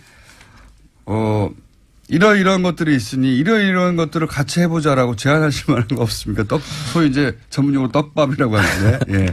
지금 사실 차명이나 그 숨겨진 것으로 보이는 그런 재산들이 좀 많은데, 재산. 예. 네. 그동안 언급이 안 됐던 것 중에 그 미래라는 회사가 또 있더라고요. 그 미래라는 회사가 있고. 파들파들 맨날 새로운 게 외울 게 너무 많아요. 미래요? 예. 예. 이명박 전 대통령 차명 자산 의혹. 예, 경주 쪽에 있는 그 부동산을 관리하는 회사로 보이고요. 이 회사는. 그다음에 이제 여기도 의혹이 있다. 예, 의혹이 있습니다. 차명 의혹이 있다. 예. 그리고 홍은 프레닝이라고. 예. 이건 좀 들어봤는데. 예, 홍은 프레닝은 좀 들어보시죠. 이것도 예. 부동산 관리. 예. 원래는 전자기계 회사였어요. 예. 근데 이제 그 천호동에 유타운을 해가지고 한 260억 정도를 차익을 남겼던 그 회사인데요. 이 회사도 지금 이명박 대통령 시절입니까? 서울시장 시절입니까? 서울시장 시절로. 서울시장 시절 뉴타운 막 할 때 그때 특수로 돈을 좀 벌었던 거. 그렇습니다. 예. 그래서 이 천호동 유타운 사업하고 또 지금은 그 거여동에도 또 땅이 있다는 지금 제보가 있었거든요. 근데 여기도 역시 차명 관리회사 아니냐? 그렇습니다. 예. 그런 의혹을 가지고 계신 거고. 그다음에 은평 유타운 주변에도 제목 있다는 이야기고 내곡동 옛날 사저지라고 했던 그 지역 있지 않습니까? 네, 특공같이 그건 별도로 한번 나중에 다시 해야 되지만 그 부분에 대해서도 지금 그 주변에 땅들이 좀 많이 있다는 그런 제보가 있고. 이명박 전 대통령 소유인 거 아닌가 차명 소유하는 것인데 숨겨진 거 아닌가 이런 의혹이 있는 땅들이 있다는 거죠. 예. 네. 그다음에 이제 저 경주 포항 간 그 고속도로 그 주변에 땅들도 지금 너무 많잖아요. 이게 할 게 너무 많은데 어쨌든 이런 의혹들과 이제 그런 의혹을 가지는 여러 가지 합리적 근거들이 있는데 안 청장님 혼자서 다 이걸 하긴 너무 힘에 붙이고. 제가 이거 할 수 있는 일들이 아니죠, 사실은. 우리 많은 기자분들이 사실 저희들하고 오랫동안 협력을 해오면서 서로 이제 그 정보를 주고받고 또 그분들이 발로 뛰고 그분들한테 이 시간을 빌어서 정말 감사하다는 말씀을 전하고 네. 싶습니다. 그런데 이제 많다 아직도 독밥은. 그렇죠. 많다. 왜냐하면 사실은 청장님은 이 작업을 혼자서 몇 년간 하셨거든요. 꾸준히. 예. 이런 날이 올 줄 모르고 이런 날이 올 줄 모르고 그냥 혼자 꾸준히 이런 작업을 하셔가지고 차곡차곡 쌓여져 있는 데이터가 있는 데다가 최근에는 그게 더 급속도로 불어나가고 있죠. 그렇습니다. 예. 더 큰 덩어리는 지금 해외 쪽인데요, 사실. 해외. 예. 해외 쪽도 다음에 저를 찾아오시면 우리 예. 기자분들하고 같이 좀 깊이 의논을 하고 싶습니다. 굉장히 깊이 굉장히 바빠지시겠습니다. 저희가 처음 이 코너를 만들 때만 하더라도 너무 할 시간이 많으셨거든요. 너무 시간이 많으셔가지고 언제든지 만날 수 있는 분이었는데 이제는 쉽지 않습니다. 요 얘기도 나오고 있어요. 태강 실업 세무조사. 예. 요 사건이 바로 노무현 대통령의 죽음과도 연결돼 있고 사실은 안원구 청장님의 사회적 죽음과도 연결이 되어 있습니다. 이 사건 이후로 청장님은 감옥으로 1년 반 가셨고요. 가족도 굉장히 괴롭힘을 당하셨고 사모님도 이걸로 소송 당하셨죠? 예. 이후로. 이 일이 아니라 이 일 이후로 그죠? 그렇습니다. 몇 건이나 소송을 당하셨습니까? 이제 하던 업체에 대한 세무조사를 했고요. 네. 그것도 아마 조세범 처벌법으로 네. 엮어서 아마 구속을 시키려고 했던 그런 정황이 보이죠. 그래서 실제로 못했지만. 그러니까 그때 조사할 때 어떻게까지 했느냐 제가 그런 질문인데. 조사할 때 이제 상대 거래처까지 네. 세무조사를 나가는 것이 아니라 거래처에서 저를 사퇴시키라고 압박을 했죠. 그리고 국세청에서 거래처에 가가지고 제발 저를 좀 사퇴해주면 사퇴하게 하라고. 왜냐하면 너 거래처를 너무 괴롭히니까. 그렇죠. 거래처를 너무 괴롭히니까 사모님이 그걸로 가면 사모님한테 제발 가서 남편 좀 사퇴하라고 우리 죽겠다고. 그렇죠. 얼마나 괴롭혔으면. 네. 사모님도 관련해서 세무조사 엄청나게 받았는데 결국 아무것도 안 나왔다고 제가 들었는데. 네. 나중에 소송해서 많이 저희들이 이겼지만 네. 그때는 되는 거 안 되는 거 다 엮어가지고 네. 조사를 했더라고요. 그러니까 그렇게 사회적 죽음이었죠. 예. 그런데 그게 최근에 국세청이 위법한 행위를 했다고 확인이 됐다. 예. 이게 태강실업 세무조사는 제가 이제 사실 직접 제 조사에 하라고 했다가 결국은 투입이 안 되는 그런 조사인데요. 이걸로 인해서 노 대통령께서 돌아가시게 된 그런 조사인데 이 조사를 처음에 제가 이야기했을 때 저를 전부 거짓말하고 있다고. 그렇죠. 제가 다 거짓말해서 만들어낸 이야기라고 그렇게까지 했었죠. 예. 저는 그때 안 그랬습니다. 그랬습니까? 저는 취재했었습니다. 그런데 이제 국세청 지금 현재 TF 팀에서 지금 밝혀진 거에 따르면 그때 감옥에 가셔서 모르겠지만 제가 사모님하고 그때 취재를 했었어요. 예. 예. 저는 믿는다고. 그래서 이 내용을 보니까 이제 세무조사 도중에 고발을 했더라고요. 검찰로. 국세청에서 대체로 세무조사 결과에 의해 가지고 조세 범칙 조사로 돌아가고 검찰에 고발하고 이런 수준이 되거든요. 그런데 이건 이미 검찰에 고발하는 거를 전제로 해놓고 이 조사를 시작한 거죠. 자, 시간이 다 돼가지고요.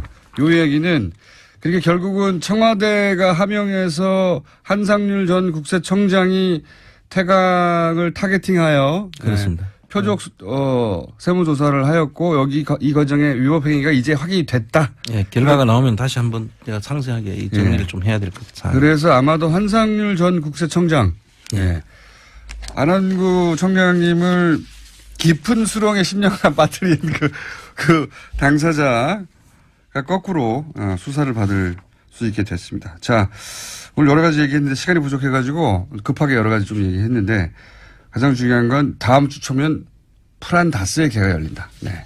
여기까지 하겠습니다. 지금까지 프란다스의 개 개주 안원구 개주였습니다. 감사합니다. 네, 감사합니다. 이거 잡고 있는 건데 아마 이제 그것도 곧 드러나겠죠. 자, 다음 뉴스는 뭡니까? 네, 뿐만 아니라 관련된 이야기가 또 있습니다. 자유한국당 최경환 의원이 박근혜 정부 국정원의 특수활동비 1억 원을 받은 정황이 나왔습니다. 이것은 당사자의 증언들이 있는 건데요. 이현수 전 국정원 기조실장이 진술한 바입니다. 또 구체적인 증빙 자료도 냈다라고 하는데 검찰은 이런 정황을 토대로 해서 이병기 당시 국정원장에게도 이 사실을 확인했습니다. 이 전 원장 역시 특수활동비에서 1억 원을 전달해야 한다는 요청을 받고 이를 승인했다라고 진술했다고 하는데요. 당시에 최경환 의원은 경제부총리 겸 기획재정부 장관을 맡고 있었습니다. 그렇군요. 최경환 의원은 그런 적 없다고 부인하고 있고요. 예, 심지어 CBS 보도를 보면요. 사실이라면 동대구역에서 할복자살하겠다라는 이야기까지 했다고 합니다. 그런 얘기 잘 합니다, 원래. 그래놓고 할복한 사람 하나도 없어요. 권영애 전 국정원장, 예. 안기부장. 안기부 시절에. 예, 그렇죠. 예. 그분이 20여 년 전에 할복이라고 언론에는 보도됐지만, 예. 연필 깎는 칼로 살짝, 표피만 긁은 적이 있습니다. 그걸 할복한 분은 아무도 없고요. 어쨌든 부인하고 있는 상황이고요. 근데 이제, 계좌 추적이 필요 없다고 하니까, 예. 물증은 확실한 것 같습니다만, 당사자는 부인하고 있습니다. 다음 뉴스는요? 네, 또 다스와 관련된 보도도 있습니다. 어제 JTBC가 한 내용인데요. 다스의 비자금과 관련해서 이명박 전 대통령이 개입한 정황이 구체적으로 나왔습니다. 2008년 초에 당선인 신분이었던 이명박 전 대통령이 손수, 비자금 수습 문제를 지시했다라는 건데요. 관계자의 증언이 나온 겁니다. 관련해서 회의를 같이 한 인사인데요. 이명박 당시 대통령 당선인이 친형 이상은 다스 회장의 아들 이동현 씨와 다스 간부 A씨를 만났다라고 합니다. 이 자리에서 특검팀에서 찾는 비자금 얘기가 나왔다라고 A씨가 증언을 한 건데요. 이명박 전 대통령이 야 그럼 네가 가서 좀 해봐 잘해봐 이런 식으로 지시했다라고 합니다.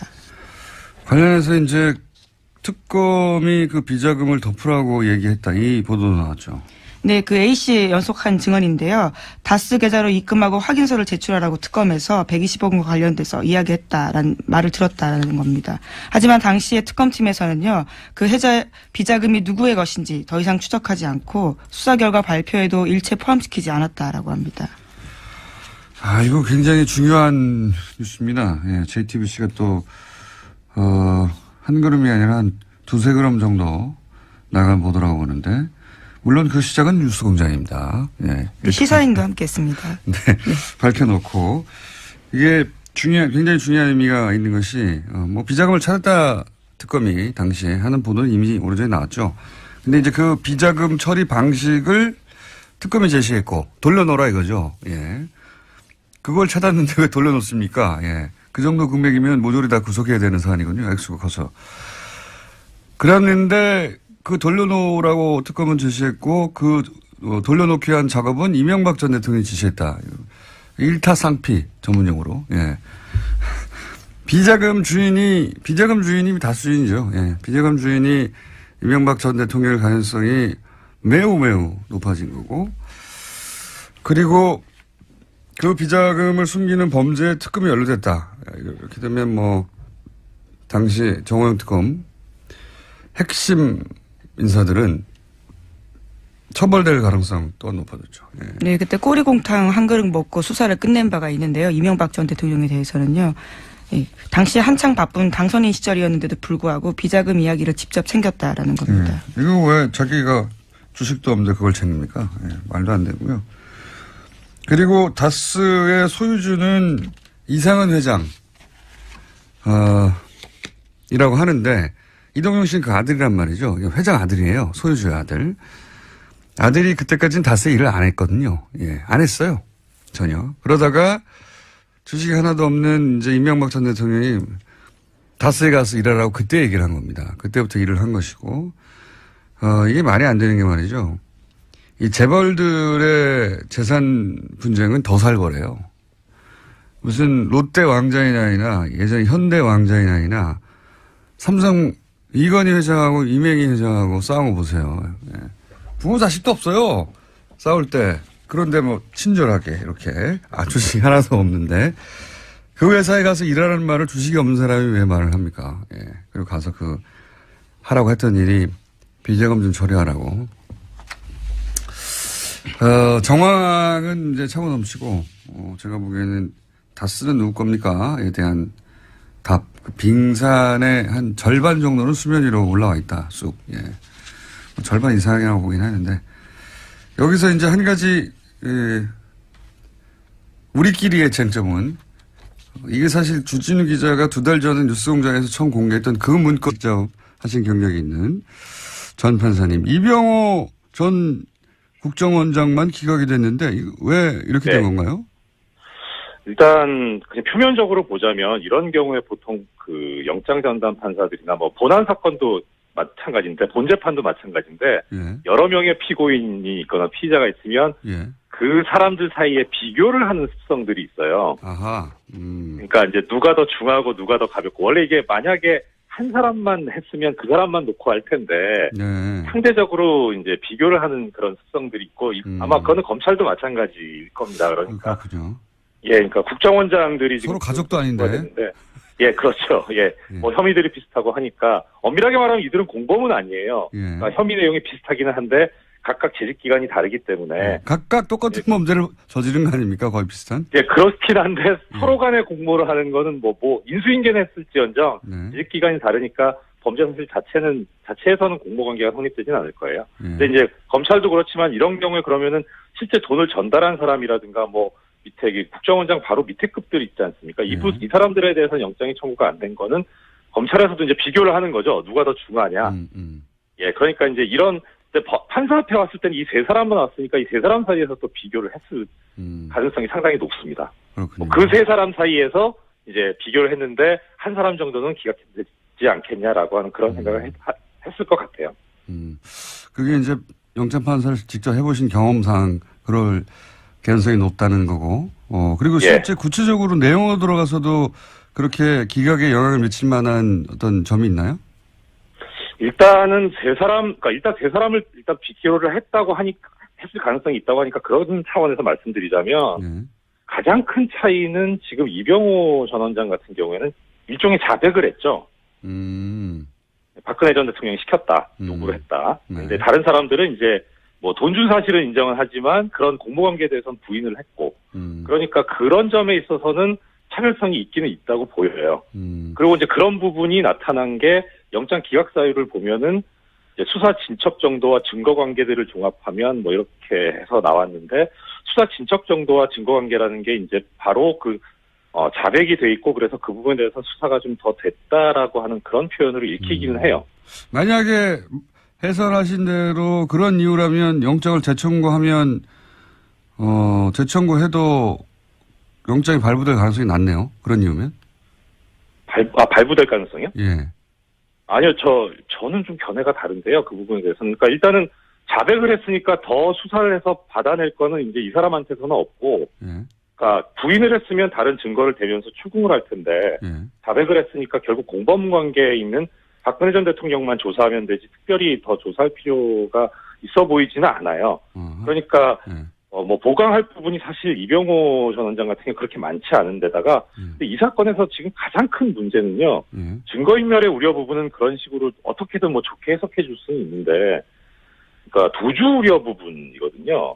이 도주 우려 부분 관해서 영장 발부 사유가 도주 우려 또는 증거인멸의 우려니까 증거인멸의 우려는 그렇게 해소가 됐다고 보더라도 도주 우려 부분에 관해서 지금 언급하고 있는 게 뭐냐면 주거와 가족 이렇게 돼 있어요. 그러니까 이게 이제 예전보다 이게 너무 더 추상적이 됐어요. 기각 사유가 그래서 무슨 말인지 좀 이해가 저도 잘은 안 가는데 구속된 분들은 다 주거 가족이 다 있는데요.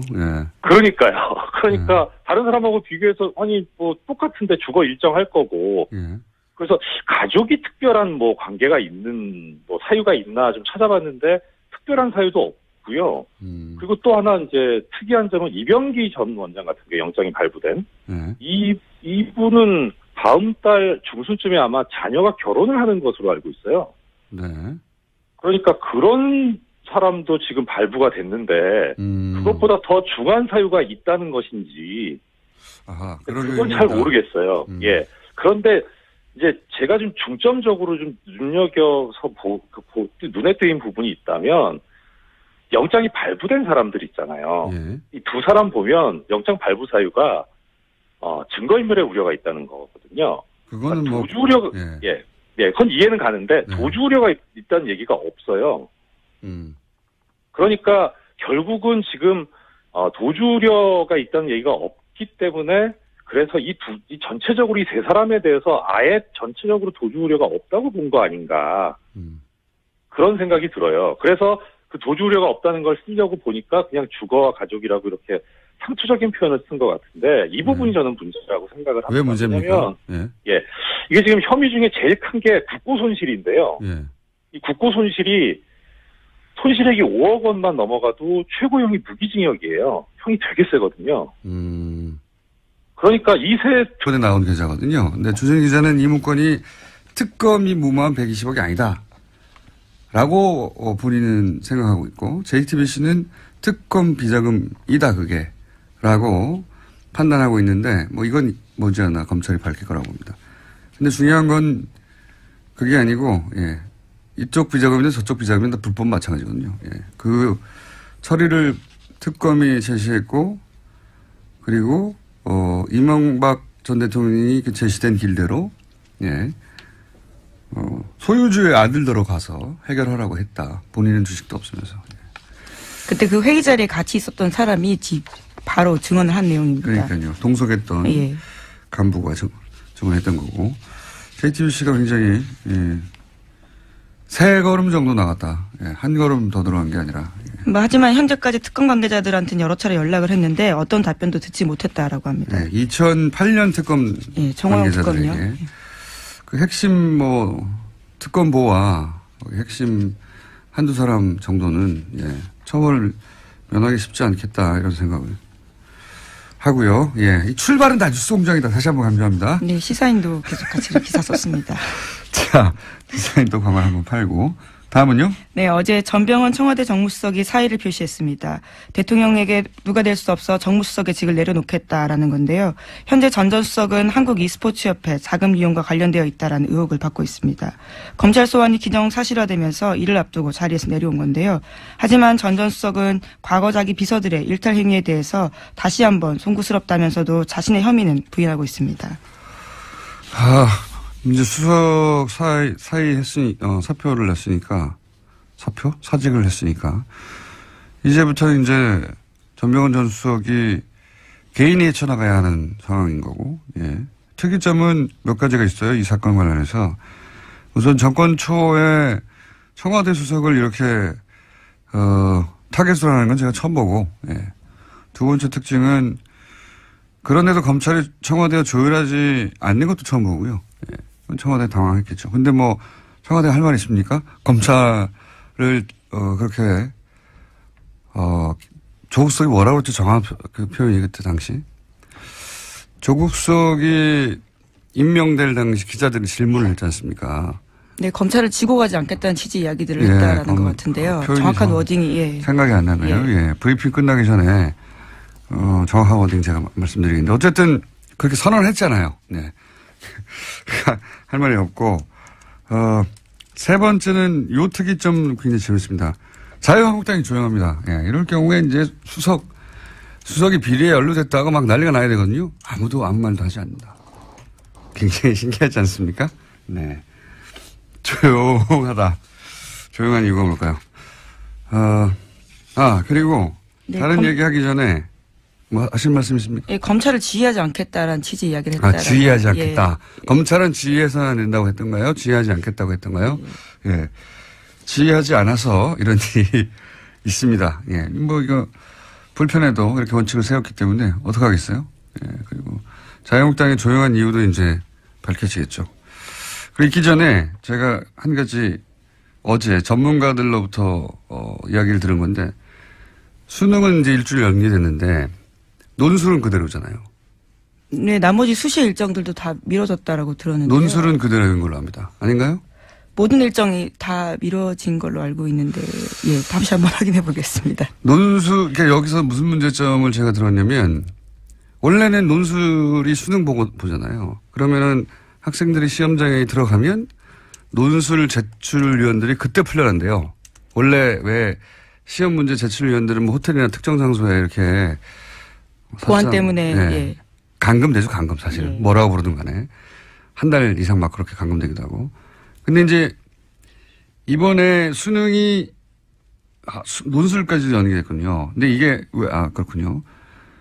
그걸 전제하고도 뭐가 문제라고 전문가들이 얘기하냐면 시험 문제를 제출한 분들은 그렇게 수능을 문제 제출한 분들은 교육부에서 관리를 따로 해가지고 어디 호텔에다가 장기 감금 상태에 두는데 논술은 각 대학에서 내잖아요. 각 대학도 마찬가지로 어디 펜션이나 아니면 호텔 잡아서 그렇게 장기간 합숙하면서 문제를 낸다고 해요. 그런데 이제 일주일 연기되면 이 일주일간의 일정이 없다 이거예요. 대학은 미리 잡아두지 않았을 거란 말이죠. 그럼 호텔이고 뭐고 간에 예상보다 일찍 석방이 되는 겁니다. 이분들이. 석방이 되면 귀신같이 이분들을 찾아내가지고 어떻게든 논술 문제를 알아내려는 브로커들이 존재한다고 해요. 예. 그래서 교육당국은 각 대학과 협조를 해서 이들을 반드시 별도 관리를 해줘야 된다. 일주일 추가로. 그렇지 않으면 나중에 한 군데라도 두 군데라도 말이 나올 수 있다. 왜냐하면 이 찬스를 놓치지 않는 브로커들이 있대요. 마구 달려들어가지고. 사교육 시장이 워낙 거대한 시장이다 보니까. 그러니까요. 그리고 그분들이 누군지 어떻게 아느냐. 그분들을 아는 게 일반인들은 어렵지만 알려고 하면 알 수 있다는 거예요. 왜냐하면 한 달 이상 강연을 안 했을 거 아닙니까? 강의를. 대타를 띄거나 누군가 대신 그 교수님들이 들어가서. 그래서 알아내려고 하면 알아낼 수가 있고 그래서 그분들 동선을 이렇게 뒤져가지고 결국 찾아낼 수 있다. 그것이 업인 사람들은. 그러면 그 사람들한테 일주일 동안 접근할 기회가 생긴다는 거죠. 브로커들이. 교육당국이 이 점을 꼭 유념하고 각 대학과 협조해서 이분들을 다시 감금시켜야 된다. 꼭 걱정하는 전문가들이 있었다는 사실. 예. 꼭 얘기해달라고 해서 제가 짚어둡니다. 네. 듣고 보니까 그렇더라고요. 예. 이건 뭐 전문가들끼리만 아는 이야기인데 듣고 보니 중요해서 제가 언급했습니다. 다음 뉴스는요? 네. 시간이 얼마 없는 것 같은데 그냥 원래대로 쭉 갈까요? 국민의당 안철수 대표가 어제 합리적 진보와 개혁적 보수 중심의 빅텐트론을 언급했습니다. 바른정당과의 연대 통합의 의지를 다시 한번 내비친 건데요. 어제 덕성여대에서 한 강의에 앞서서 이와 같은 강연문을 냈습니다. 재밌는 워딩이 다시 나왔네요. 빅텐트. 요거 잠시 언급할 조시한 내용인데. 오늘 시간이 별로 없으니 짧게 하면 이거 원래는 제3지대 지난 대선 때 반기문 꽃가마 시나리오죠 이게. 예. 근데 이제 이렇게 되면서 국민의당 호남계 반발이 커지고 있다 이런 보도가 있는데 이건 안철수 대표가 한편으로는 바람도 합니다. 왜냐하면 호남 정당 이미지로 다음 대권 어렵다고 보고 반발하는 호남계는 나갈 테면 나가라 이런 게 깔려 있고요. 게다가 반발해서 나갈 사람도 많지도 않고 그다지.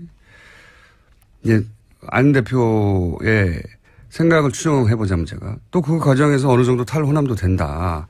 그리고 바른정당 반토막 난 것도 반가운 일이에요. 안 대표 입장에서 보자면. 왜냐하면 유승민 대표 걔가 새가 작아지니까 먹힐 일도 없고 보수에게 먹힌다 소리 하면 아니다 보수가 투항한 거다 이런 소리 할 수도 있고 그러면서 또 영호남 화합 중도 보수 그리고 나중에는 자유한국당에서 이제 차기 대권 주자가 약하다 그러면 이탈자 규합해서 등치를 키우고 차기를 노리자. 뭐 이런 구상인 거죠. 예. 유승민 대표의 구상도 이제 얘기할 거리가 있고 또 홍준표 대표의 구상도 얘기할 거리가 있는데 그건 뭐 오늘 시간이 좀 부족하니까 다음 시간에 얘기하죠. 하여튼 그런 구상인 것 같습니다. 그 구상대로 되겠느냐 하는 거는 별개의 얘기인데 구상은 그런 것 같습니다. 그런 뉴스고요. 끝내야 하니까. 예, 세월호 관련된 소식만 좀 전해드리겠습니다. 네. 세월호 미수습자 가족들이 어제 목포신항에서 기자회견을 열고요. 3년 7개월 만에 세월호 곁을 떠나겠다라고 밝혔습니다. 이로써 단원고 학생 남현철, 방영인 군, 교사 양승진 선생님, 그리고 일반인 승객 권재근, 권혁규 부자가 장례를 치르게 됐습니다. 이게 첫 번째 챕터가 이제 겨우 끝이 난 거죠. 구조, 군안, 수습. 이게 이제 끝난 겁니다. 사실은. 그럼에도 불구하고 5명 미수습자는 영원히 돌아가지 않게 된 거고. 두 번째 챕터는 2기 특조위가 열겠죠. 예. 그때 의문, 의혹, 책임자 아무리 오래 걸려도 철저히 조사해서 밝혀내야 하겠죠. 이기 특조위 국면이 되면 뉴스공장도 함께 그동안 밝혀지지 않은 것들이 뭐가 있는지 함께 가겠습니다. 네. 여기까지 하고요. 시사인의 김은지였습니다. 감사합니다. 그래서 네, 영장 해설 담당 이정열 전 판사님 연결돼 있습니다. 판사님? 네, 안녕하십니까. 요즘 어디 계시죠? 요즘 그 구로 디지털 단지역에 그 3번 출구로 나오시면, 네, 거기에 저희 법무법인 동안이라고 저희 회사가 있습니다. 네. 거기에서 근무하고 있습니다. 네, 거기서 이제 보통은 변호사라고 근무하실 줄 아는데 사무장으로 계십니다. 좋습니다. 네. 판사님인데 변호사가 되지 못하셨죠. 왜냐하면 이명박 전 대통령 시절에 이명박 전 대통령을 조롱하는 트윗을 리트윗했다가 본인이 쓴 게 아닌데 악연이 있습니다. 이명박 전 대통령과. 예, 뭐 주의 깊게 보고 있습니다. 네. 주의 깊게.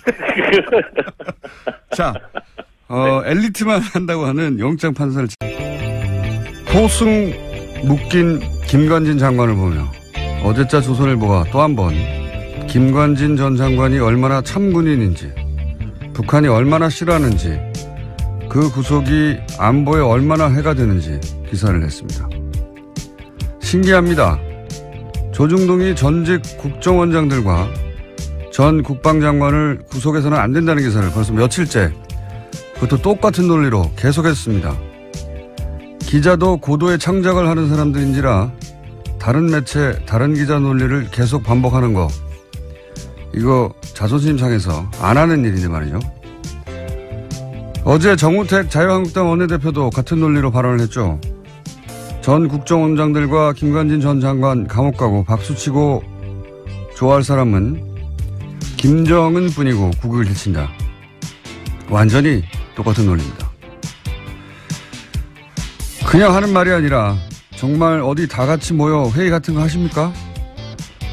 그럼 괜히 여러 곳으로 나눠서 힘 빼지 마시고 대표 선수 하나를 정해서 몰아주세요. 우리는 다 같이 이 논리 밀기로 했다고 사이좋게. 김원준 생각이었습니다.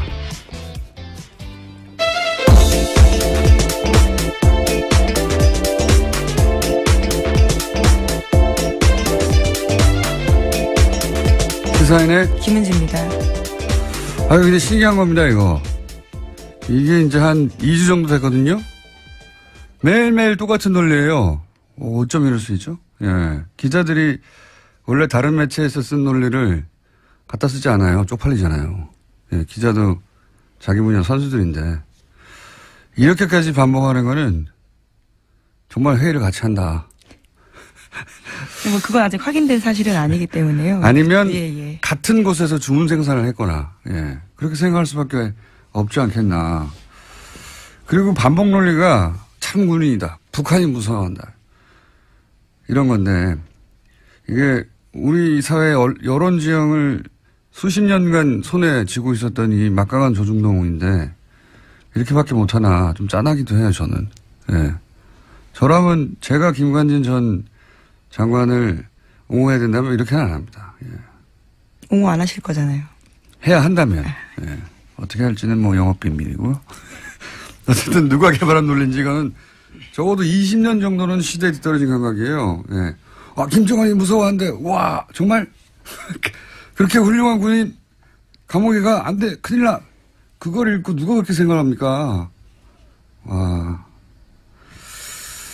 요즘 시대에 그런 기사를 읽고 그렇게 생각할 거라고 진짜 생각하며 그런 기사를 낸 거라면 정말 큰일 난 거는 김관진이 아니라 조중동이에요. 큰일 났어요. 자, 첫 번째 뉴스는 뭡니까? 네, 법원의 판단도 그와 다릅니다. 구속영장이 청구된 박근혜 정부 국정원장 3명의 운명이 엇갈렸는데요.